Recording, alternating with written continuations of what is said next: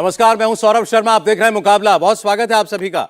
26 दलों के गठबंधन ने जो बेंगलुरु में अपना नाम इंडिया किया, तो इसे एक मास्टर स्ट्रोक की तरह प्रोजेक्ट किया गया। बेंगलुरु में कहा गया कि INDIA इसका एक्रोनिम इंडिया है और जो इसके खिलाफ बोलेगा मानिए वो इंडिया के खिलाफ है। विपक्षी एकता के प्रवक्ता कहने लगे प्रधानमंत्री अब कुछ बोल नहीं पाएंगे, अब बैकफुट पर आ जाएंगे, कैसे जवाब देंगे। विपक्ष तो एनडीए पर नाम लेकर एक के बाद एक हमले कर सकेगा, एनडीए की एक से एक परिभाषा दे सकेगा, लेकिन इंडिया का नाम बिगाड़ने की हिम्मत कोई नहीं करेगा। लेकिन क्या नरेंद्र मोदी के सामने विपक्ष का यह ब्रह्मास्त्र भी नहीं चल पा रहा है? प्रधानमंत्री ने इंडिया अलायंस पर अब सीधा हमला बोला है। नरेंद्र मोदी ने अपने हमलों में इस बात की फिक्र भी निकाल दी है कि उन्हें इंडिया विरोधी कहकर प्रोजेक्ट करने लगेगा विपक्ष। प्रधानमंत्री ने राजस्थान में आज अपने इरादे बिल्कुल साफ कर दिए, अपना जवाब बिल्कुल क्लियर दिया। मोदी ने ईस्ट इंडिया कंपनी का जिक्र किया और कहा कि नाम में इंडिया था, लेकिन लक्ष्य देश को लूटना था। उन्होंने सिमी का भी जिक्र किया और कहा कि यह देश पर हमले करने वाला था, देश को बर्बाद करना चाहता था, इसके नाम में भी इंडिया था। सिमी पर प्रतिबंध लगा तो उसने नाम बदलकर PFI कर लिया। और इसी तरीके से जो अब तक UPA वाले थे वो नाम बदलकर इंडिया वाले हो गए हैं।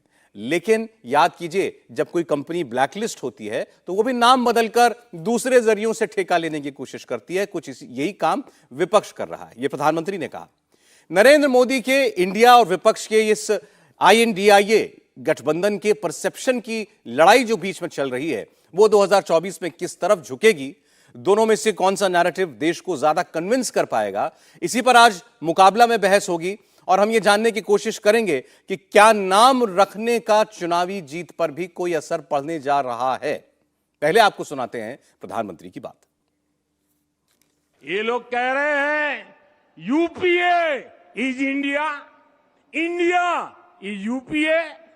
इनका जनता पर फिर से एक बार वही हाल करेगी जो पहले किया था। महात्मा गांधी ने नारा दिया था क्विट इंडिया, अंग्रेजों इंडिया छोड़ो, अंग्रेजों इंडिया छोड़ो। और अंग्रेजों को देश छोड़कर जाना पड़ा था। वैसे ही आज हम समृद्ध भारत बनाने का संकल्प लेकर चले हैं। जैसे गांधी जी ने क्विट इंडिया का मंत्र दिया था, वैसे ही आज का मंत्र है भ्रष्टाचार क्विट इंडिया, भ्रष्टाचार छोड़ो इंडिया, परिवारवाद क्विट इंडिया, परिवारवाद छोड़ो इंडिया, तुष्टीकरण क्विट इंडिया, तुष्टीकरण छोड़ो इंडिया। क्विट इंडिया ही देश को बचाएगा और देश को विकसित भारत बनाएगा। और आज के मुकाबला में आपने अभी बात सुनी प्रधानमंत्री नरेंद्र मोदी की। प्रधानमंत्री नरेंद्र मोदी ने जो बात अब से एक दो रोज पहले अपने संसदीय दल के साथियों के सामने पार्लियामेंट हाउस में कही थी, जब उन्होंने इंडिया अलायंस की तुलना ईस्ट इंडिया कंपनी से पॉपुलर फ्रंट ऑफ इंडिया से की थी, आज वो बात उन्होंने एक सार्वजनिक सभा में की। वो बात आपने सुनी और इसके आगे बढ़कर उन्होंने कहा कि यह अहंकार की भाषा है कि यही इंडिया है, हम ही इंडिया हैं। उन्होंने कहा कि विपक्ष के सारे दल वही गलती कर रहे हैं जो एक वक्त इंदिरा गांधी ने की थी, ये कहकर Indira is India, India is Indira. देश ने तब माकूल जवाब कांग्रेस पार्टी को दिया था और इस बार भी विपक्ष को देश की जनता सबक सिखाएगी। के शर्मा जी हमारे साथ हैं, भारतीय जनता पार्टी से। स्वागत है के शर्मा जी आपका। साधना भारती जी कांग्रेस पार्टी से हमारे साथ हैं। साधना जी बहुत स्वागत आपका इंडिया टीवी पर। तस्लीम रहमानी साहब हमारे साथ हैं, मुस्लिम पॉलिटिकल काउंसिल ऑफ इंडिया के अध्यक्ष हैं। रहमानी साहब आपका बहुत स्वागत है। कुलदीप कुमार जी आम आदमी पार्टी से हमें आपसे थोड़ी देर में ज्वाइन करने जा रहे हैं। साधना जी आपका रिएक्शन सबसे पहले, प्रधानमंत्री ने जो बात अपने साथियों के सामने कही, आज उन्होंने सार्वजनिक मंच से कही। प्रधानमंत्री दरअसल ये कहना चाहते हैं ये चेहरा बदलकर आए हुए लोग हैं, उसी यूपीए के सभी साथी हैं जिस पर भ्रष्टाचार के आरोप लगे थे, नाम बदलकर उसमें इंडिया लगा लिया है। इंडिया लगाने से कुछ होता नहीं, ईस्ट इंडिया कंपनी सिमी बदलकर पॉपुलर फ्रंट ऑफ इंडिया हो गई थी। इंडिया कोई भी लगा ले लेकिन राष्ट्रवादी नहीं हो जाएगा। देखिए, जब 81-82 दिन से मणिपुर जल रहा है, तो इंडिया गठबंधन मणिपुर के उस द्वेष, नफरत और घृणा की आग को बुझाने की बात कर रहा है। लेकिन मोदी जी भाजपा के जो पूर्वजों का प्रिय संगठन था ईस्ट इंडिया कंपनी, उसकी बात कर रहे हैं। और ईस्ट इंडिया कंपनी ने किया था, फूट डालो शासन करो की नीति अपनाई थी। और अब मोदी जी भी वही काम कर रहे हैं, भ्रष्टाचारियों पर तंज कसते हैं, कार्रवाई की गारंटी देते हैं और 3 दिन बाद उन्हीं भ्रष्टाचारियों को अपने साथ जोड़ लेते हैं, उनके साथ सरकारें बना लेते हैं। दूसरी बात मैं महत्वपूर्ण कहूंगी कि सबसे पहली बात तो एक आतंकी संगठन से उस पार्टी की, उस गठबंधन की तुलना करना जिन्होंने आजादी के आंदोलन में रहकर देश को आजाद दिलाने में महत्वपूर्ण भूमिका निभाई, ये तो गलत है। जिन्होंने आजादी के आंदोलन में उंगली तक नहीं कटवाई, वो आज ये बात कह रहे हैं, अंग्रेजों इंडिया छोड़ो की बात अभी कर रहे थे आदरणीय मोदी जी, मैं सुन रही थी अभी आप जब दिखा रहे थे। तो ये भारत छोड़ो आंदोलन की तो विरोध करने वाली भाजपा रही है। और अगर इंडिया की बात है आदरणीय सौरभ जी, तो सबसे पहले आदरणीय मोदी जी गौर से देखिए कि भाजपा के ट्विटर हैंडल में बीजेपी फॉर इंडिया है, भारत के खजाने का नाम रिजर्व बैंक ऑफ इंडिया है, भारत के प्रधानमंत्री जी को प्राइम मिनिस्टर ऑफ इंडिया लिखते हैं, राष्ट्रपति जी को प्रेसिडेंट ऑफ इंडिया कहा जाता है, भारत के निर्वाचन आयोग को आप भी जानते हैं इलेक्शन कमीशन ऑफ इंडिया कहते हैं, इंडियन आर्मी में भी इंडिया है, और मैं ये कह रही हूँ Indian institute of mass communication में भी इंडिया है, और आप मैं जिस चैनल पर डिबेट कर रही हूँ उसमें भी इंडिया है। तो मोदी जी को इंडिया से ही दिक्कत है, मोदी जी को इंडिया की हर उस बात से दिक्कत है, क्योंकि दिक्कत इस बात से है कि मणिपुर पर चर्चा ना हो। मणिपुर पर 56 इंच का सीना रखने वाले मोदी जी 56 मिनट बोलना नहीं चाहते संसद के अंदर, इसीलिए ध्यान भटकाने के लिए इंडिया पर ही तंज कसने लगते हैं। तो ये क्या इंडिया के खिलाफ है क्या? के शर्मा जी बता दीजिए। मैं जवाब ले लूं साधना जी आपकी बात का। कहूंगी आदरणीय सौरभ जी, क्योंकि मुझे सवाल पूछना है के शर्मा जी से। मैं एक अंतिम बात कहूंगी, जिस मणिपुर के अंदर एक विधायक को, भाजपा के विधायक को करंट लगाकर मारने की कोशिश की जाती है, स्वतंत्रता सेनानी की एक पत्नी को जिंदा जला दिया जाता है, इन्हीं के केंद्रीय मंत्री के घर में आग लगा दी जाती है, वहीं एक महिला मंत्री के घर को आग लगा दी जाती है, और राज्यपाल कहती है ऐसी हिंसा नहीं देखी, इन्हीं के विधायक कहते हैं, आलोचना करते हैं, विदेश में यूएस में आलोचना हो रही है, यूरोपीय संसद में आलोचना हो रही है, ब्रिटेन की संसद में आलोचना हो रही है। ठीक साधना जी, संसद में मोदी जी बोलेंगे तो हमारी संसद में क्यों नहीं बोलना चाहते महिलाओं पर? ये अब मैं जरा जवाब ले लूं। आपने बहुत सारी बातें कही हैं।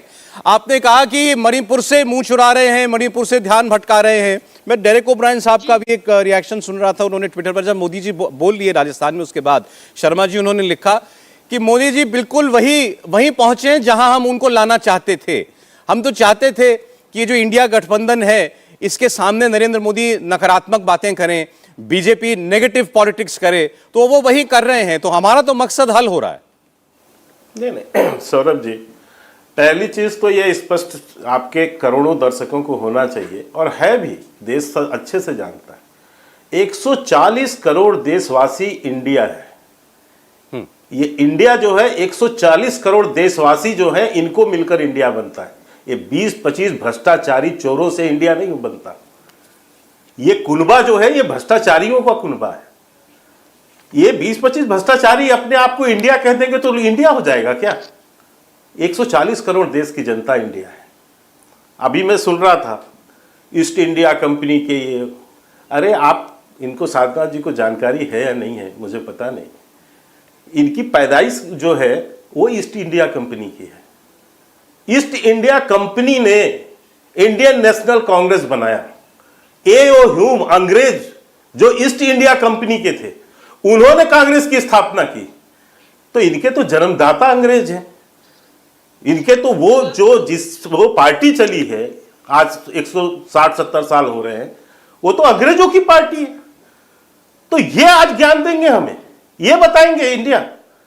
और ये जो इनकी सोच है, मैं आज एक बात पूछना चाहता हूं सरोज जी, कि यूपीए जब और एनडीए एक साथ बना, हम 25वीं वर्षगांठ बना रहे हैं एनडीए की जी, और उसी दौरान यूपीए का नाम बदलकर ये इंडिया कर रहे हैं। क्यों करना पड़ा इनको? किस कारण से करना पड़ा? क्योंकि यूपीए के ऊपर जो कलंक है भ्रष्टाचार का, जो आतंकी संगठन का साथ देने का, उस कलंक को ये धोना चाहते हैं। ये चाहते हैं कि वो कलंक वो जनता के ध्यान में ना आए, इसलिए इनको यूपीए बदल के इंडिया। अच्छा, ये बात प्रधानमंत्री ने भी कही अपने संबोधन में, आप भी वही कह रहे हैं कि ये यूपीए ही है। भाई अच्छा, यूपीए था उस वक्त, यूपीए नाम से गठबंधन था, उसमें बहुत सारे लोग जुड़ गए, तो आज इन्होंने नया गठबंधन बनाया ये कह रहे हैं, नहीं, उसको यूपीए ही क्यों कह रहे हैं आप? सौरभ जी, क्या आज एनडीए में नए गठबंधन दल नहीं जुड़े हैं? क्यों उस नाम से आपको विरोध हो गया? वही सारे जो है भ्रष्टाचारी तो उसमें है ना, मुख्य चेहरे। हाँ, कोई बदल गए? तो आप कह रहे हैं कि यूपीए बदनाम हो गया इसलिए कोई नया नाम चाहिए था? मैं मुझे पूरा बात कर लेने दीजिए भाई। एक केजरीवाल जिनके दो मंत्री जेल में है भ्रष्टाचार के मामले में, वो भी जुड़ गए उसमें जाके, तो भ्रष्टाचारियों का कुनबा बढ़ाना हुआ।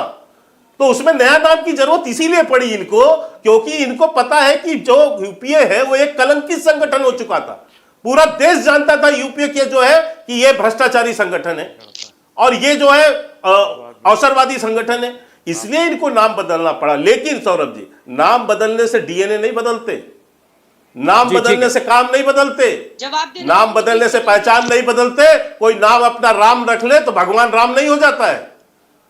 तो इसलिए देश की जनता अच्छे से जानती है कि ये भ्रष्टाचारियों का कुनबा है, ये वंशवादियों का कुनबा है, ये अवसरवादी और तुष्टिकरण करने वालों का कुनबा है। चलिए कुलदीप कुमार जी जरा जवाब देंगे आपकी बात पर, पहले आम आदमी पार्टी से। जी कुलदीप जी बोलिए, आपका भी, आपकी पार्टी का भी नाम लिया गया अभी, ये भ्रष्टाचारियों के जमघट में आम आदमी पार्टी भी पहुंची।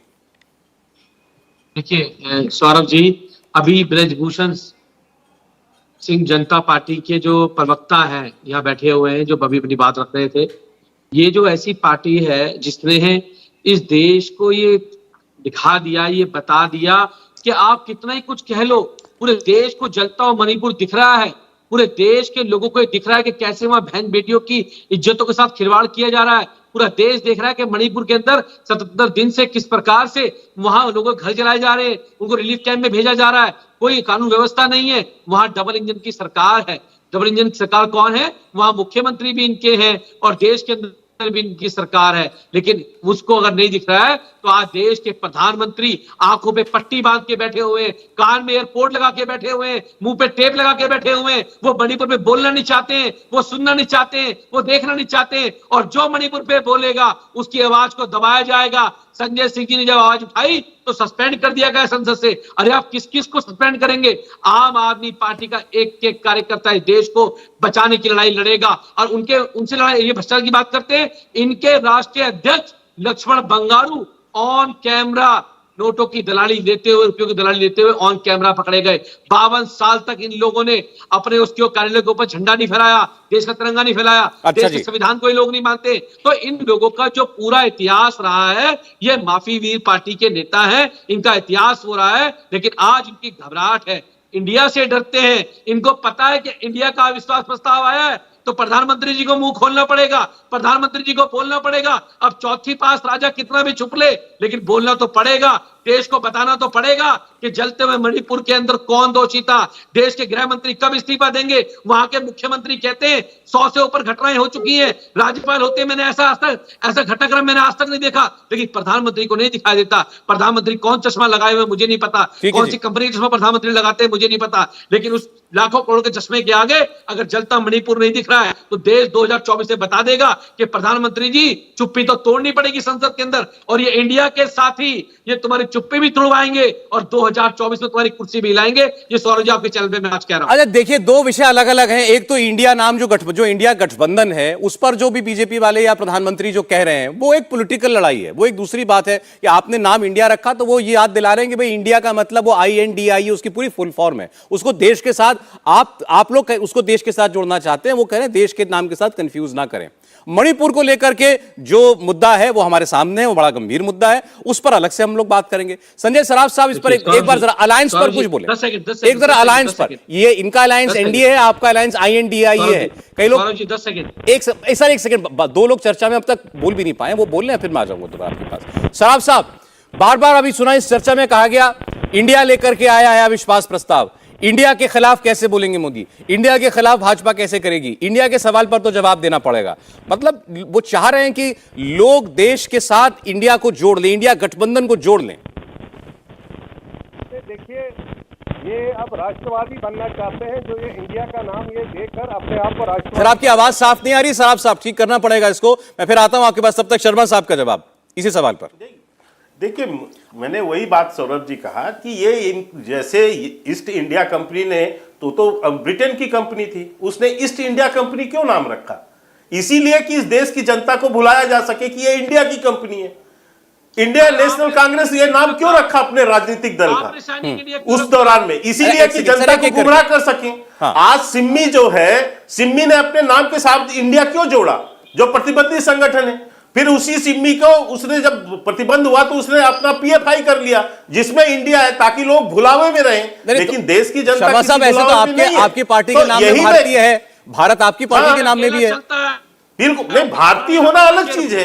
भारतीय जनता पार्टी है, वो तो भारत की है ना सौरभ जी। भारतीय शब्द से भारतीयता का संबोधन है, भारत की, ना कि भारत। जी मौका दें बोलने का। ठीक है, भारतीय और भारत में अंतर है, ठीक है, इसको समझिए। तो मैं ये कहना चाहता हूं कि आप यदि ये सोचते हैं कि हम देश की जनता को नाम रख के बुलावा पे रख देंगे, तो ऐसा नहीं है। आपकी नीयत सबको पता है, और सबको यह भी पता, अब जैसे इनकी सोनिया गांधी और वो इन कांग्रेस की जो है राहुल गांधी, अब ये भ्रष्टाचार के मामले में जेल से बेल में है।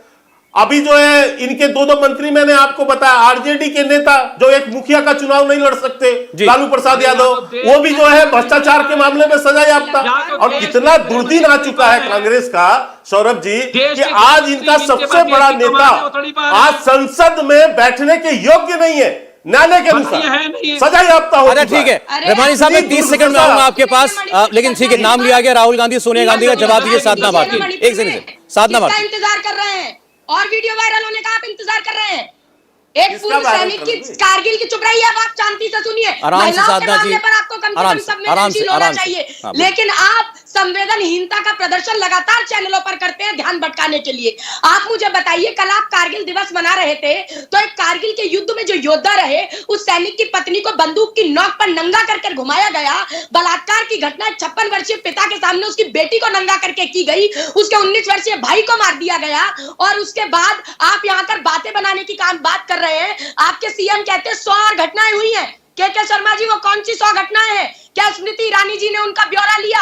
कितने आरोपी 100 घटनाओं में पकड़े गए? और आज हम पूछ रहे हैं आपसे कि सीएम जो 56 इंच का सीना रखते हैं, वो 56 मिनट भी बोलने से क्यों भाग रहे हैं? आपके बंगारू लक्ष्मण ने रक्षा सौदों में सरेआम टीवी पर हरे हरे नोटों की दलाली खाई। शिवराज सिंह चौहान के खिलाफ स्वयं लोकायुक्त ने भ्रष्टाचार के मामले में एफआईआर दर्ज करने का निर्देश दिलाया। मध्य प्रदेश के इतिहास में पहले मुख्यमंत्री हुए। येदियुरप्पा जी भ्रष्टाचार के मामले में जेल गए। आपके दिलीप सिंह जूदेव कहते थे पैसा खुदा तो नहीं, पर खुदा की कसम खुदा से कम भी नहीं। और आपने 38 जल जोड़े हैं ना इंडिया में। अरे अली बाबा के 40 चोर सुने थे, दो और ढूंढ लीजिए, वो भी पूरा हो जाएगा। अच्छा ठीक है साधना जी, अब जरा एक बार तस्लीम रहमानी साहब, सर आप इस पूरी बहस को कैसे देखते हैं? परिवारों को तोड़ते हो। इंडिया नाम विपक्ष चाहता है लोगों के बीच ये मैसेज घर घर पहुंचाना कि हम भारत को रिप्रेजेंट करते हैं, और प्रधानमंत्री उसका जवाब दे रहे हैं, उनके पॉलिटिकल राइवल हैं, कह रहे हैं भाई आप गफलत में मत आ जाना, ये वही हैं जो पहले यूपीए थे, नाम बदलकर इंडिया रखकर आ गए।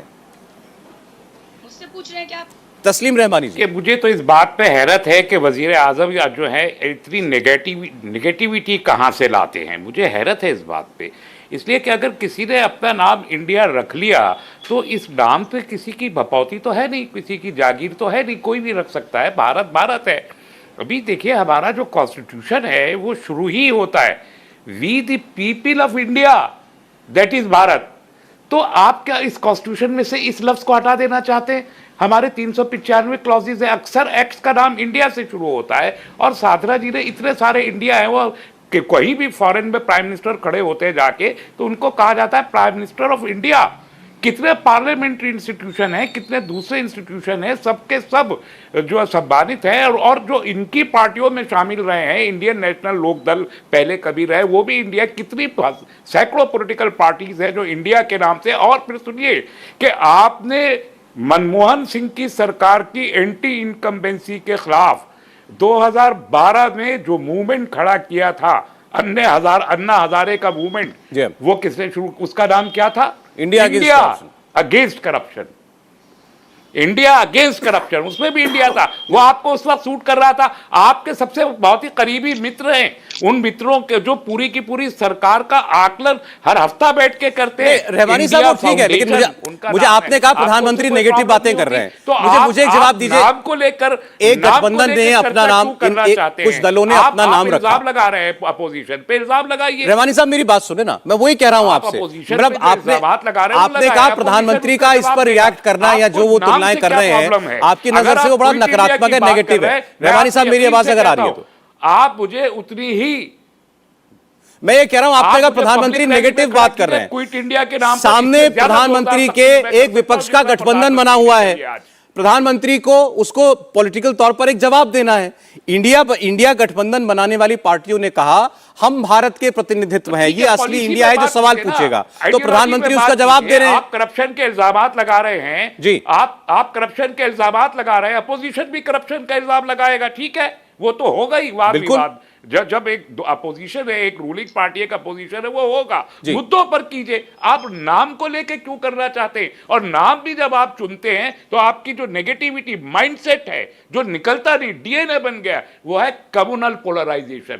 आप कम्युनल नोयत के जो नाम है उनसे कंपेयर कर रहे हैं।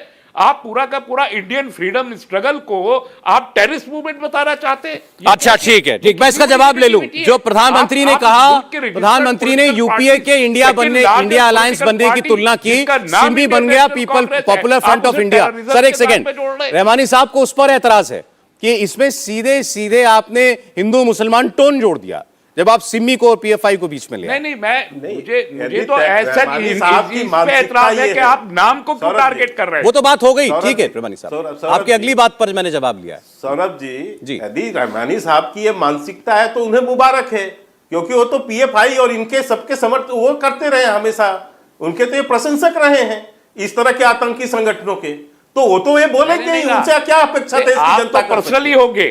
आपका पूरा जो है इतिहास उससे जुड़ा हुआ है, तो आप इससे कैसे डिनाई करेंगे?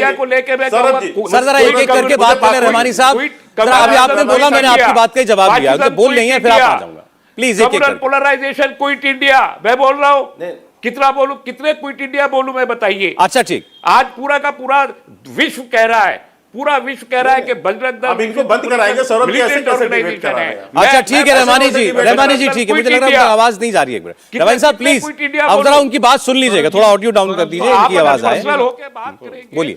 नहीं, मैं देखिए पीएफआई और सिमी जैसे संगठन के तो ये हमेशा समर्थक रहे, तो इसलिए इनको तो दर्द होगा इस बात का, और कभी भी ऐसी बात हुई तो इनको सांप्रदायिक। सर प्लीज रहमानी जी ऐसे आप आवाज एक बार इनकी बात पूरी हो जाए। लेकिन मैं जो बात कहना चाहता हूं, जो इन्होंने कहा कि इंडिया का विरोध, अरे भाई इंडिया का विरोध थोड़ी ना है, इंडिया तो 140 करोड़ जनता है, ये 25-26 जो है भ्रष्टाचारी नेता मिल जाएंगे और अपना नाम इंडिया रख लेंगे तो इंडिया थोड़ी ना हो जाएंगे।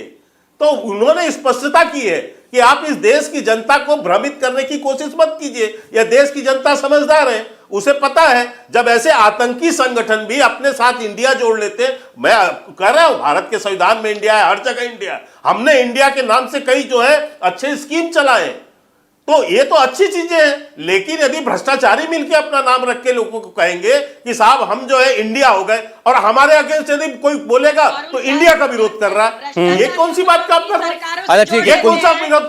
और जहां तक अभी एक कांग्रेस की प्रवक्ता यहाँ ज्ञान दे रही थी, मैं उनको बता दूं, मैं वो चिल्लाएंगी, सौरभ जी उनको चिल्लाना पड़ेगा। आप क्या जवाब दे रहे हैं? उनकी अपनी बात खत्म कीजिए के शर्मा जी।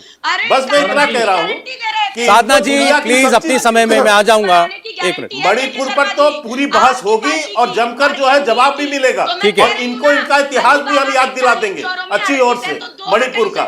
लेकिन राजस्थान के अंदर आज छत्तीसगढ़ के अंदर जिन बहनों के साथ अत्याचार हुआ, जिन बच्चियों के साथ बलात्कार हुआ, अस्पतालों में बलात्कार हुआ, उसका दर्द इनकी महिलाओं को नहीं है। चले अच्छा ठीक है, ऐसे सब आप लोग एक साथ बोलेंगे तो किसी की बात सुनाई नहीं देगी। सब लोग, आप लोग वरिष्ठ लोग हैं, आप जानते हैं ऐसे बहस नहीं हो सकती।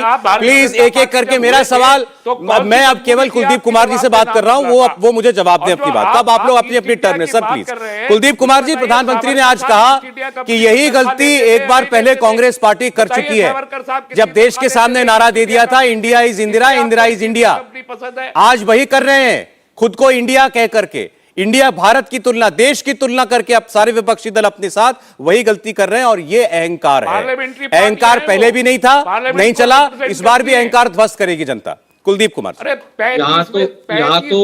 यहाँ तो इस देश के अंदर प्रधानमंत्री जी अपनी तुलना भगवान से कर लेते हैं। रमानी जी प्लीज सर, ऐसे थोड़ी बात हो पाएगी। प्रधानमंत्री तो तुलना भगवान से कर लेते हैं और प्रधानमंत्री जी बहुत घबराए हुए जब से अलायंस हुआ है, ये इंडिया बना है, इस इंडिया से प्रधानमंत्री जी बहुत घबराए हुए हैं। प्रधानमंत्री जी के पास चुनावी रैली में जाकर राजस्थान भाषण देने का समय है। प्रधानमंत्री जी के पास इस देश की सबसे बड़ी पंचायत के अंदर, इस देश के सबसे बड़े लोकतंत्र के अंदर अपनी बात मणिपुर पर बोलने का समय नहीं है। प्रधानमंत्री जी के पास अमेरिका जाने का समय है, जापान जाने का समय है, फ्रांस जाने का समय है। प्रधानमंत्री के पास मणिपुर जाने का समय नहीं है। वो इस देश का अभियंग है। वहां जो माताएं बहनें के साथ दुष्कर्म हो रहा है वो हमारी बहन है, हमारी बेटियां हैं, लेकिन प्रधानमंत्री के पास समय नहीं है। और मैं बता दूंगा सौरभ जी, प्रधानमंत्री जी आज इतने घबराए हुए इस अलायंस से, प्रधानमंत्री जी को पता है कि जो झूठ का आडंबर था, जो पिछले 9 सालों में देश के लोगों को कहा था 2 करोड़ रोजगार दूंगा, बहुत हुई महंगाई की मार। अब की बार मोदी सरकार ना तो 2 करोड़ रोजगार दिए, ना महंगाई की मार से छुटकारा मिला। आज 1100 का सिलेंडर मिल रहा है और ना प्रधानमंत्री जी के चिंता। सर मुझे ब्रेक के लिए रुकना पड़ेगा, लेकिन आपने बात पहले भी कही थी, दोबारा कही, शर्मा जी इसका जवाब देंगे कि प्रधानमंत्री जाकर के जहां चुनाव है उन राज्यों में जाकर के पॉलिटिकल रैलियां कर रहे हैं, लेकिन संसद चल रही है, संसद में क्यों नहीं बोलते? अविश्वास प्रस्ताव आ गया है। आज कांग्रेस पार्टी, तमाम विपक्ष के नेता ये भी कह रहे हैं कि बीजेपी की सरकार धड़ल्ले से बिल पास कराई जा रही है। जब अविश्वास प्रस्ताव का नोटिस स्वीकार किया जा चुका है स्पीकर की तरफ से, तब तो सीधे उस पर चर्चा होनी चाहिए। मणिपुर पर बात नहीं करेंगे, अविश्वास प्रस्ताव जल्द लाएंगे ही नहीं। शर्मा साहब, 2 आरोप हैं आपके ऊपर, क्योंकि शर्मा साहब 2 बातें। एक तो अभी आपके सामने भी आरोप लगा कि प्रधानमंत्री सार्वजनिक सभाएं कर सकते हैं, वहां जाकर चुनावी भाषण दे सकते हैं, पार्लियामेंट में मणिपुर पर क्यों नहीं बोल रहे हैं? दूसरा आरोप विपक्ष का यह है, अविश्वास प्रस्ताव का नोटिस स्पीकर के पास पड़ा हुआ है, ऐसे में आप सारे विधायी काम कर रहे हैं, बिल भी पास करा रहे हैं, बिल भी टेबल कर रहे हैं, जबकि परंपरा यह कहती है कि जिस बात को लेकर अविश्वास प्रस्ताव लाया गया सीधे उस पर चर्चा होनी चाहिए, और मणिपुर पर बात करना चाहते हैं विपक्ष, उससे बच रहे हैं। पहली चीज तो सौरभ, थोड़ा सा मुझे समय दीजिएगा, 3 लोग मेरे विरुद्ध। हाँ ठीक है, बोलिए। देखिए, सबसे पहली बात तो है कि पहले दिन से आपको ध्यान होगा, जैसे ही पार्लियामेंट की शुरुआत हुई और पीएम आते हैं, जब से उसमें आते ही पहले अपने संबोधन पे उन्होंने मणिपुर के ऊपर दुख भी व्यक्त किया, क्रोध भी व्यक्त किया और देश को विश्वास भी दिलाया कि हम उन सब पर कार्रवाई भी करेंगे जबरदस्त। इसके बाद आया सदन प्रारंभ होता है, सदन में मणिपुर पर चर्चा की बात होती है। बिल्कुल हम एक्सेप्ट करते हैं। हमने पहले दिन से लगातार गृह मंत्री जी, राजनाथ सिंह जी, पीयूष गोयल जी, सबने सदन के अंदर, प्रहलाद जोशी जी, सबने खड़े होकर कहा कि हम चर्चा करना चाहते हैं, आप चर्चा कीजिए। लेकिन विपक्ष क्या करता रहा? अपना पाला बदलता रहा। नहीं, चर्चा नहीं, प्रधानमंत्री को बोलना है पहले। अरे आप तो थोड़ी एक एक करके सर, एक एक करके फिर ऐसे आप ये तय तो नहीं कर सकते। क्या किया आप कुलदीप जी ऐसे नहीं, मैं आ जाऊंगा आपके पास सर, सुनाई नहीं देता, बात समझ में नहीं आती, इन्होंने केवल बात समझ में नहीं आती है। नहीं बोल सकते कुलदीप जी, मैं देखिए, एक तो ये तरीका भी ठीक नहीं कि हम दूसरे के बीच में बोले, ये वैसे ही 3 लोगों का जवाब दे रहे हैं, और दूसरा समझ में भी नहीं आता, 2 आदमी एक साथ बोलेंगे नहीं, ऑडियंस लोगों जो आपको सुन रहे हैं उनको भी नहीं समझ में आएगा। प्लीज मेरी बात एक एक करके बोले। आप बोल रहे हैं अपनी बारी में, जो आपको पर इल्जाम लगाना आप लगाइए, ये अपने समय में जवाब देंगे। मुझे क्या एतराज है, हम हैं इसलिए यहाँ पर के शर्मा जी की आवाज है।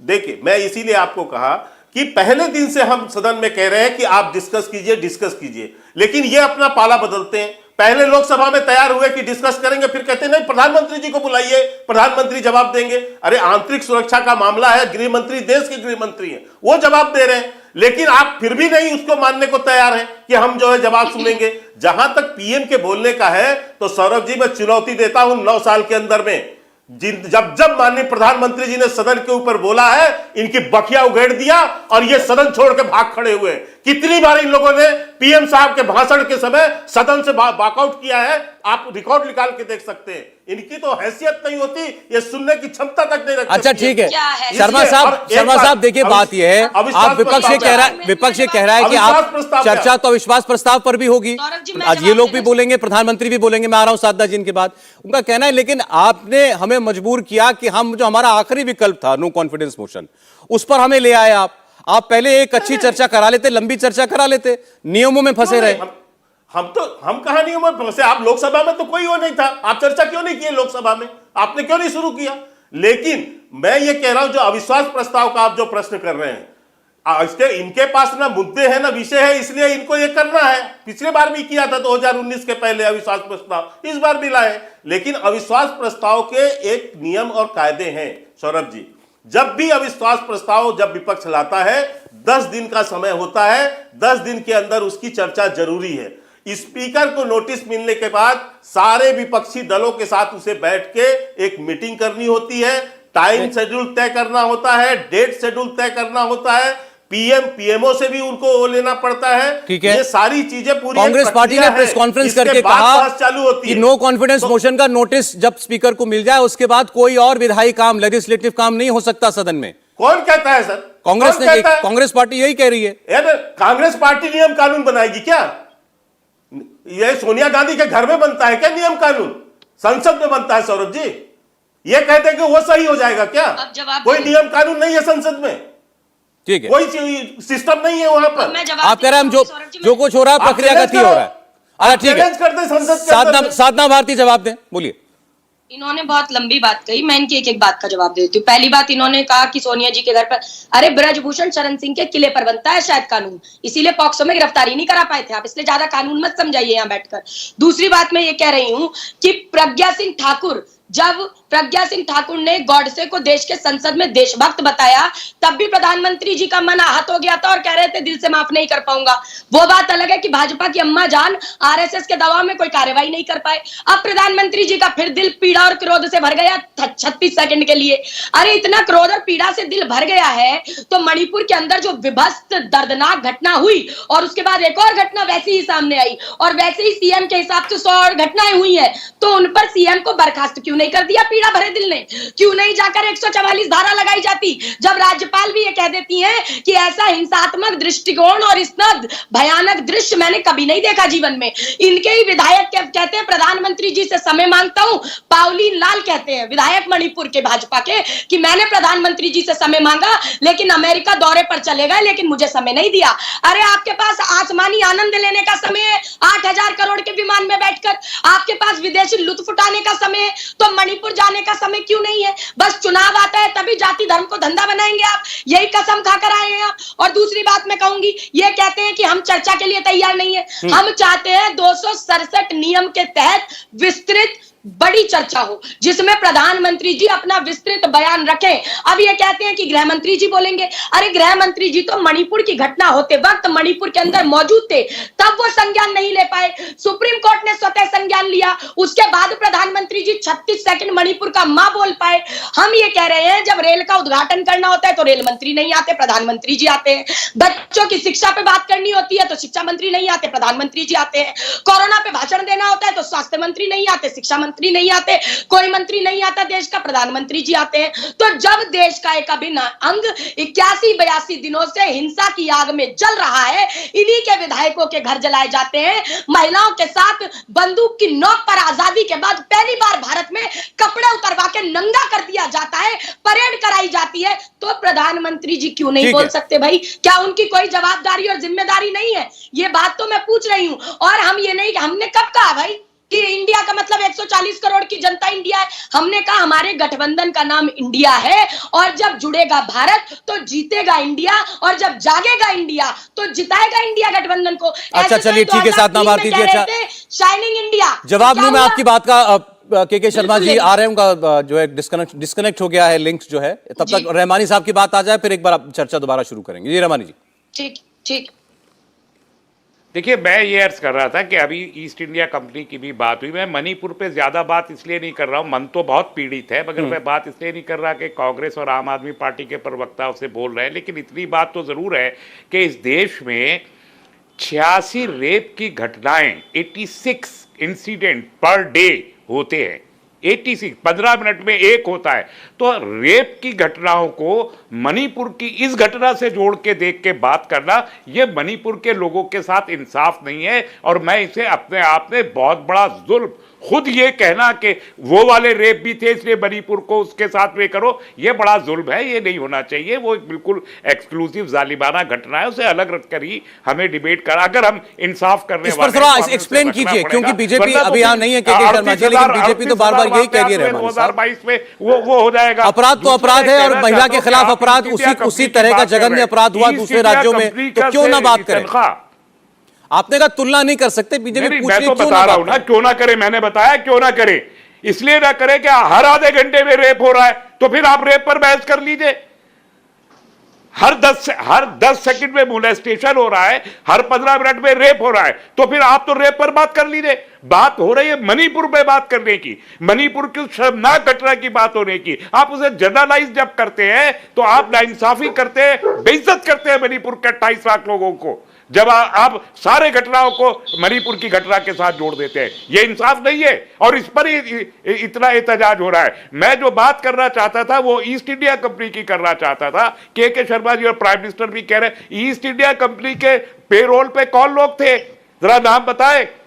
बीसी चट्टोपाध्याय, जिसने इस मुल्क का सबसे ज्यादा जहरीला फिरका वाराना नॉवेल सबसे पहला लिटरेचर प्रोड्यूस किया, बीसी चट्टोपाध्याय, बकिंगम चट्टोपाध्याय, आनंद मठ, वो था सर्विस में, ईस्ट इंडिया कंपनी की बाकायदा सर्विस में था। सावरकर जी किससे लेते थे पैसे और माफी किससे मांगते थे, 60 रुपए महीना किससे लेते थे, ईस्ट इंडिया कंपनी की सर्विस में तो वो थे। तो अगर हमने फेरिस्त बतानी शुरू करी कि ईस्ट इंडिया कंपनी के मुलाजिम भारत में पेरोल पे कौन लोग थे, तो प्रधानमंत्री जी को और उनकी पूरी पार्टी को शर्म आनी शुरू हो जाएगी। इसलिए ईस्ट इंडिया कंपनी जैसी चीजों से भारत की डेमोक्रेसी का मुकाबला न करें। हम डेमोक्रेसी मुक्त भारत बनाने की कोशिश न करें। प्रधानमंत्री जब अपने अकेले अपनी तरफ, मैं वो कह रहे थे कि मैं गारंटी देता हूं कि हम तीसरा टर्म मिल गया तो थर्ड इकोनॉमी बन जाएंगे। मैं गारंटी मांगता हूं कि मणिपुर के लोगों को इंसाफ देंगे, उसकी गारंटी दे प्रधानमंत्री जी। उसकी गारंटी क्यों नहीं देते? गारंटी देनी है तो वो दे जो ज्वलनशील मुद्दा है, इस वक्त का मुद्दा है इस देश का, जिसपे पूरा देश खड़ा है, पूरा अपोजिशन खड़ा है, उस पर कोई गारंटी नहीं दे रहे आप। अच्छा देखिए, देश में लेकिन ऐसा ये पहली बार नहीं हुआ कि ईस्ट इंडिया कंपनी को देश की किसी पॉलिटिकल पार्टी के साथ, किसी सरकार के साथ जोड़ करके कोई चुनावी कोई राजनीतिक तंज कसा गया हो। साधना भारती जी कांग्रेस पार्टी से हमारे साथ यहां पर हैं। सितंबर 2020 का ये ट्वीट है कांग्रेस पार्टी के ऑफिशियल हैंडल से।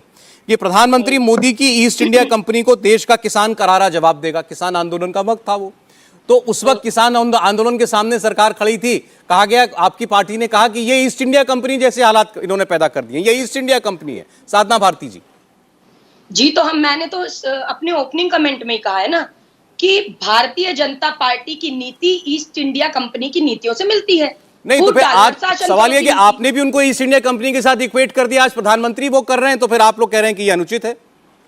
तो बिल्कुल अनुचित है, क्योंकि इनके पूर्वजों का प्रिय संगठन था ईस्ट इंडिया कंपनी। कांग्रेस के पूर्वजों का बहुत प्रिय संगठन नहीं था। हमने चलाया अंग्रेजों भारत छोड़ो आंदोलन, तो भाजपा के पूर्वजों ने उसकी खिलाफत की। तो जब इनका प्रिय संगठन है तो किसका प्रिय संगठन था? देखिए ये जनता तय करे। मैं ना कह रहा हूं ये राजनीतिक लड़ाई है, पॉलिटिकल पॉइंट स्कोरिंग की लड़ाई है साधना जी, और आप मानती भी इस बात को।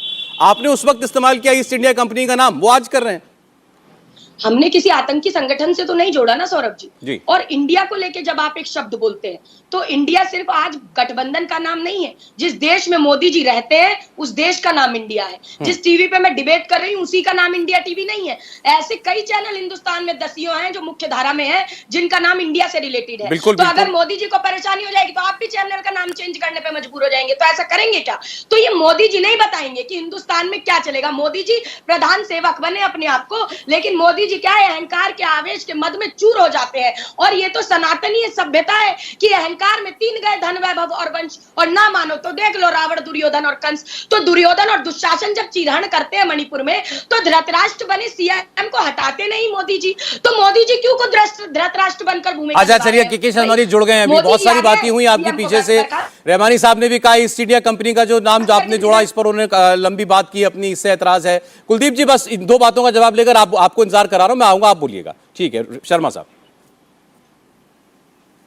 नहीं मुझे आश्चर्य है इंडिया नाम से किसको विरोध हो सकता है सौरभ जी? किसी को विरोध नहीं हो सकता, लेकिन ये नकली इंडिया जो है इसका विरोध है। मैं तो पहले ही कहा, ये 25-26 भ्रष्टाचारियों का से हमारा ताल्लुक है, जो अपना नामकरण कर लिए कि हमको जो है इंडिया से मानो, तो हमें इनसे वो नफरत वो है।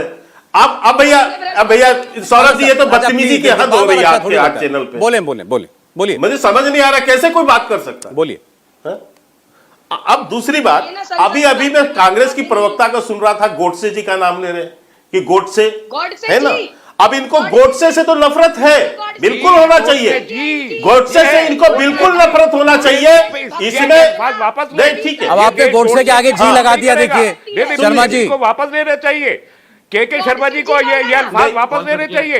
ये हमारे बोलने के वो तरीके होते हैं, उस पे लगे। इससे हमारी भावनाएं आहत होती है। गोडसे को लेकिन कहने से आप कैसे गोडसे नहीं कह सकते? हाँ ठीक है सौरभ जी, अब मुझे बात पूरी करने दीजिए। आप इस पर एक क्लैरिफिकेशन दे दीजिए ना शर्मा जी। आपने गोडसे जी कहा, निकल गया। नहीं, ये स्लिप ऑफ टंग था या आप गोडसे के आगे जी लगाना चाहते थे? एक सेकंड प्लीज बाकी लोग। हाँ बोलिए। जी लगाया आपने गोडसे के आगे? नहीं सौरभ जी, मैं क्लियर कर देता हूं। मैं बिल्कुल क्लियर कर देता हूं कि मेरा कोई भाव नहीं था जी लगाने का, लेकिन एक बोलने की एक तरीके हैं, उसमें निकल गया वर्ड से, वो गलती से, वो अलग विषय है। उसको ये चाहे तो हाफिज जी वगैरह, मुझे कोई चलिए ठीक है, क्लियर। लेकिन कह रहे हैं वो निकल गया, वो कोई उनकी केवल साधना भारती उसी मध्य प्रदेश से आती है।